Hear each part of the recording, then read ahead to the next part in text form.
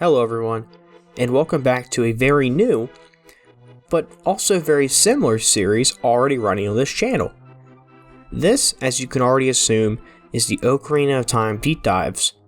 In today's episode, we'll be looking at the Kokiri Forest for the child and adult timeline, cut beta content from this area, and any lore found elsewhere within this area. Kokiri Forest is a really deep and detailed area within Hyrule.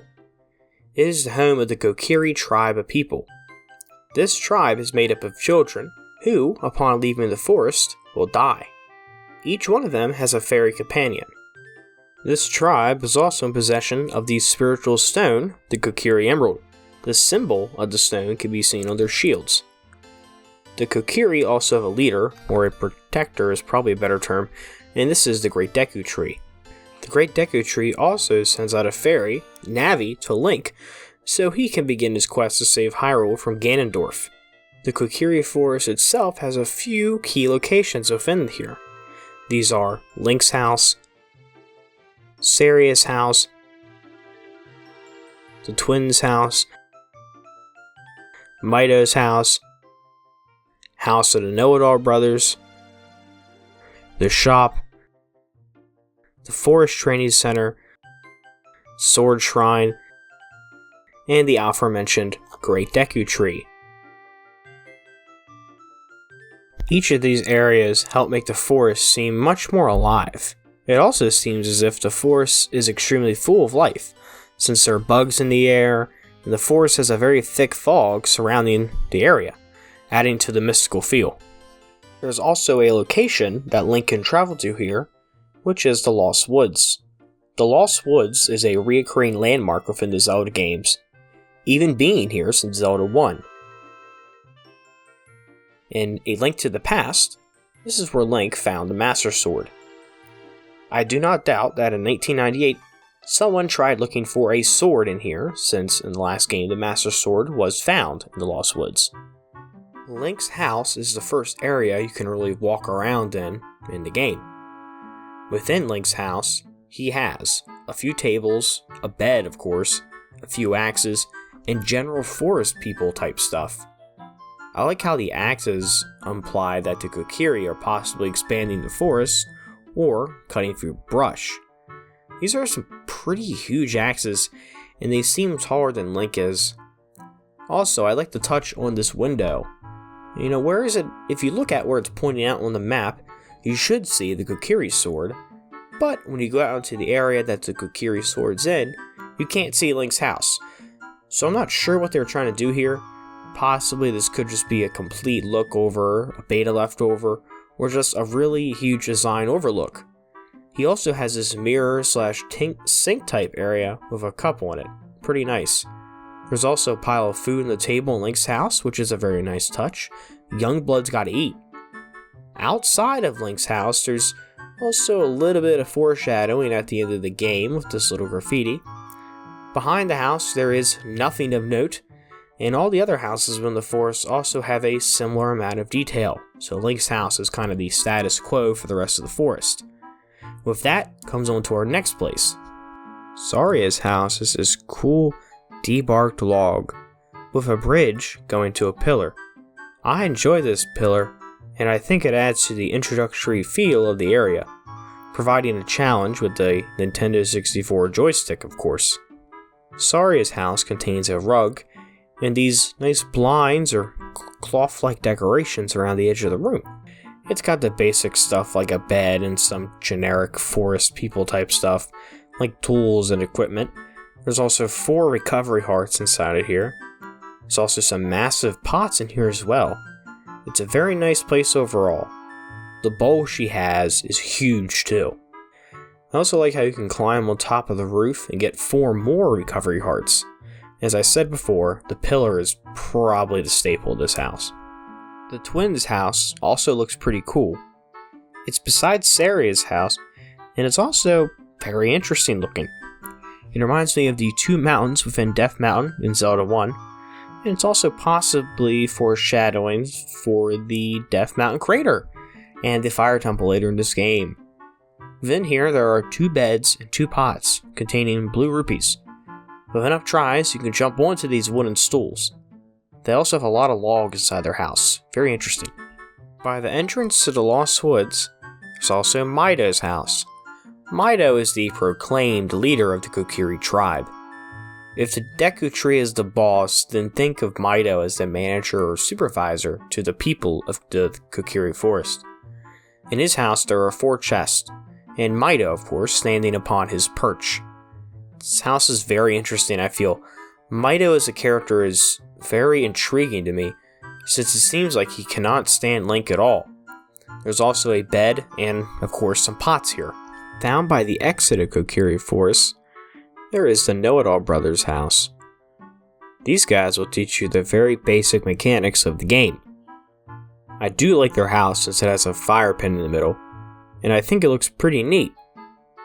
But there's also a lot of fire in this house. Something I kind of found as a, hey, that's not too good, since it is in the middle of a tree. Within their house, you can also find all the Know-It-All Brothers, of course, giving out hints of what to do and providing some guidance for the player. There is a fire pit in the center, which, as I said earlier, seems to be a little problematic. There's also what seems to be a lantern on the table, which could also be considered problematic since they're inside a tree. There also seems to be a lot of glass within this house in general. It also seems like the ceiling is illuminated, but yet again, that could just be the multitude of fire within the room. By the little pond, you can find a shop, which can sell you things. Pretty self-explanatory for a shop. The only thing you need to buy here is the shield for 40 rupees, which isn't very hard to get. Kokiri Forest is a very fun place to explore, and you will find 40 rupees in no time if you just simply explore. The Forest Training Center is also a really interesting place, implying to Kokiri trained with weapons. Seems strange to me, since I believe they're pacifists. This is also where you enter the secret cove I talked about earlier to get the Kokiri sword. There's a massive rolling rock in there that will hurt you if you're not very careful. The secret area is also pretty interesting. I remember the first time I played Ocarina of Time, I could never find the sword back here. I must have not looked hard enough, or I must have just looked at the hallway, turned around, and just got out of there. Either way, I looked throughout the Lost Woods for the sword, thinking this would be the best way to find it. I remember I actually found the Sacred Forest meadow, before I eventually caved in and looked it up on the internet and where to find the sword. And I was quite disappointed, since I had swore. I was like, oh my gosh, I already looked there, what the heck? What the heck, dude? Yeah, it was a real interesting time when I was 7 years old. Lastly, we have the Great Deku Tree, which is the first dungeon within the game. It's very easy since it is the first. The puzzles here are not very hard, but can be challenging if you're just walking around and not really paying attention. A standout part in the dungeon, I think, is when the Deku Scrub gives Link the code to the boss room, acting as sort of a boss key that you have to remember. This is an all-around great temple, teaching a player how to interact with the environment in a 3D space. It's very effective. Speaking of enemies, I have yet to mention them. These are the ones you can find inside Kokiri Forest. The Deku Babas. The Deku Babas are like piranha plants. There's 2 types. One of these will drop Deku Nuts, and the other will drop Deku Sticks. The Deku Nut is like a stun bomb, and Deku Stick is a pretty versatile tool used in this dungeon and throughout the whole game. They can be used to carry flames from location to location, a puzzle that will occur a lot in this game. Deku Scrubs. Deku Scrubs are a stationary ranged enemy who will shoot Deku Nuts at you. You can reflect these with your shield to hurt them, or shoot them with a ranged weapon. As for the enemies you'll find within the Great Deku Tree, there are several. Keese. These are the game's bats. They are flying around and require you to be very aware of the 3D space around you. Goma larvae. These are Goma's minions. They're also spiders. Skulltulas. There are 2 types here. There's the one that is on the vines, and there's the big ones, who are usually found in hallways. In this dungeon, you can also gain the Fairy Slingshot, a tool used a lot throughout the child's timeline. The ammo for this tool is Deku Seeds. The boss here is Goma. She's a pretty easy boss, and it's very creative. I really like this boss battle a lot, and it used to scare me a lot when I was a child. The dungeon does an amazing job at teaching a player about the basics of the new 3D playstyle. It does this by teaching a player to aim at points on the wall, moving in a 3D space, and burning webs, taking advantage of your environment.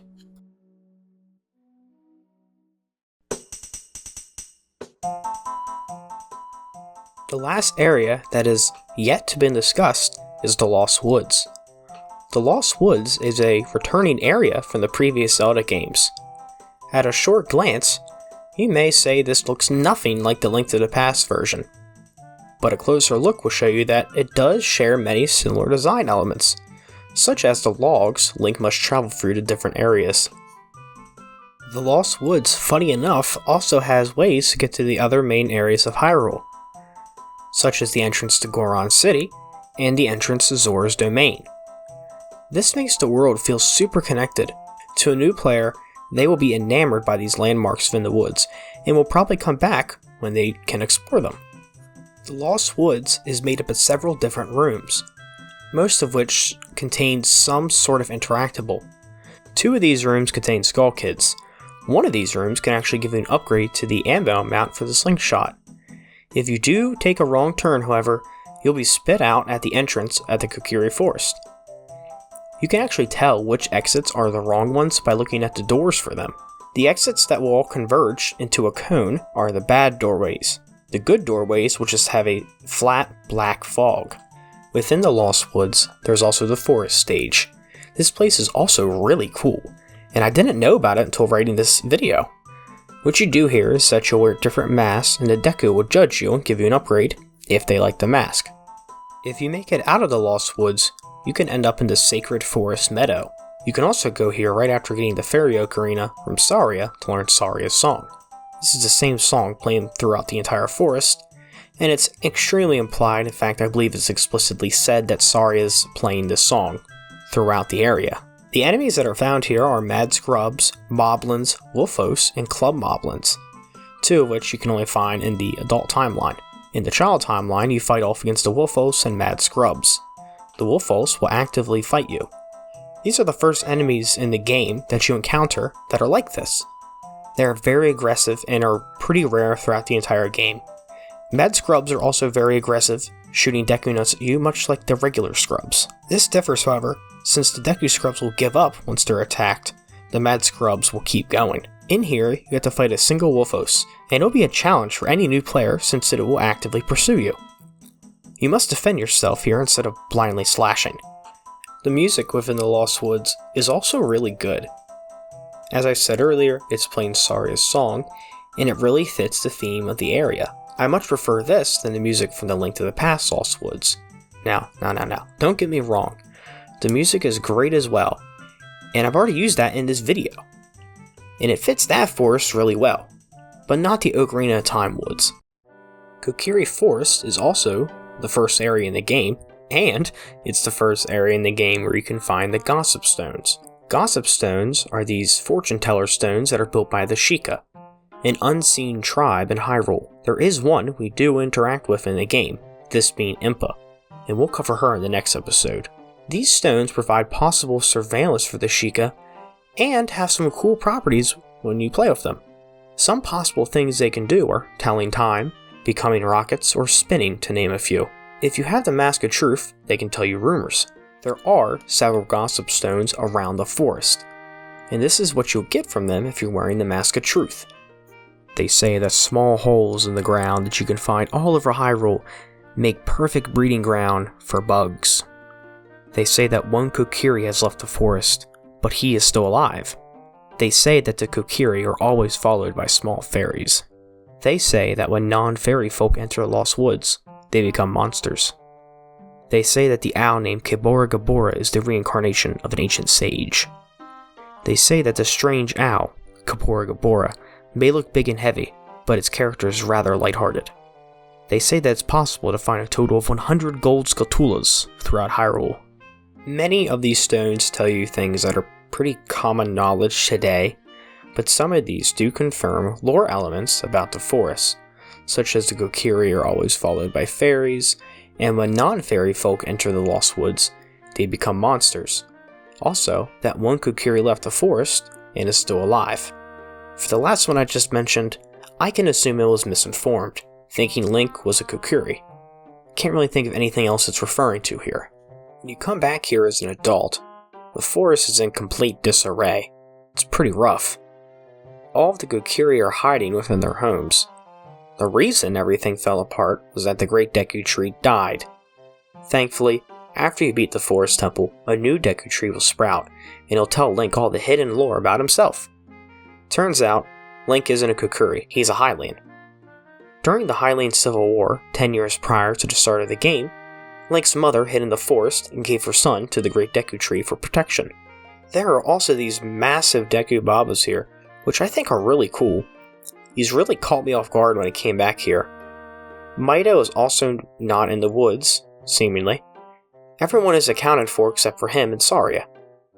Mido is actually found within the Lost Woods, however, and I completely forgot about his role in the adult timeline. He stops you, not recognizing you. He will also be blocking the path to the Sacred Forest Meadow. If you play Saria's song, he'll let you in. There are some new enemies within the Forest Meadow, like the Moblins and Club Moblins. These are very different enemies than Link's ever encountered before in this game. They are much more aggressive. The Club Moblin is also a giant. He's like really big compared to everything else you've seen so far. He has a massive club he smashes on the ground, causing a ripple in the floor in your direction.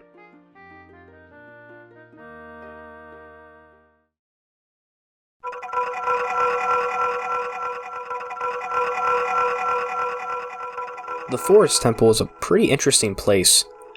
I've seen many theorize this as an old Hyrule castle, or even a military fort. There are some interesting hints of this, however, much like how the boss room looks like a sacred realm, or in the garden areas you can see the battlements. There's also this room that looks very similar to the Termina Tunnel within the Lost Woods. The Lost Woods itself may just be a very strange area. It seems as if the forest surrounds all of Hyrule too, but we'll get into this next episode. The Forest Temple is honestly a really cool dungeon. It always had me very captivated. I had a lot of trouble in this dungeon when I was younger, so I was stuck here for a very long time. This temple will always hold a special place in my heart. The music here is also phenomenal. It is so good and it just sells the atmosphere so well. This track may be one of my go-to favorites in the entire game. The music everywhere in this game is really good, so it's really hard to choose just one favorite.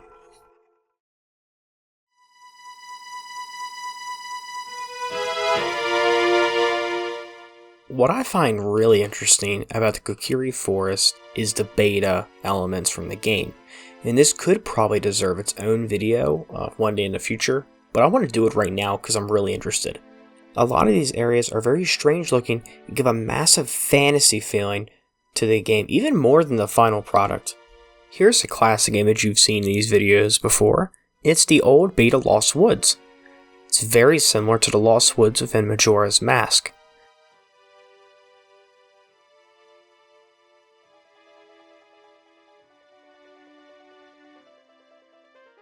These Lost Woods resemble more of an actual forest, rather than a maze of rooms. It seems you can also encounter Poes in these areas. Many of these images I'm pulling from comes from a website called the Zelda Chaos Wiki, where I'll be linking this in the description, so don't worry. It's also said there was going to be a Skulltula's temple within the woods, something I find very fascinating. It also says this is what the Skulltula houses may have became, or really turned into, in Majora's Mask. I don't doubt this, since they probably still had those leftover files somewhere, and to save time they just ported them right in Majora's Mask, or took direct inspiration from. So that's it for the Lost Woods, but is there any for the Kokiri Forest? Well, yes there is. Here's a beta image of the Great Deku Tree, for example. Adult Link is shown here with an alive Deku Tree, meaning that Child Link may have not been a thing here. It's also maintaining many of the same environments as the final game.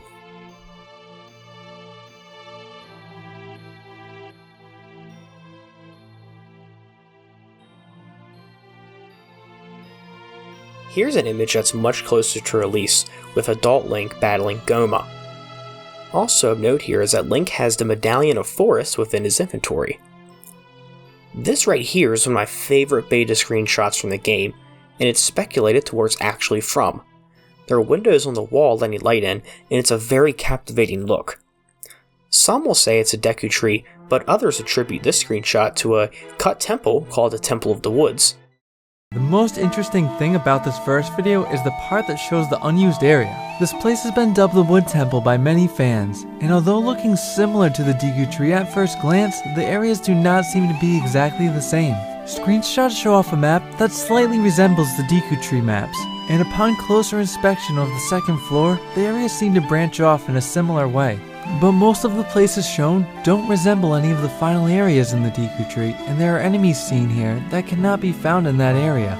This could lead one to believe that this was a very early version of the Deku Tree, and that the final temple was almost completely redone, but some still believe that this wasn't the case for other reasons. First of all, the scene here shows windows carved into the wooden walls with light shining through them, and the Deku Tree has no outside openings that would allow for this. But the most compelling piece of evidence that suggests this area may have been completely separate from the Deku Tree is from an official Nintendo Power article that describes the playable Zelda demo at Space World.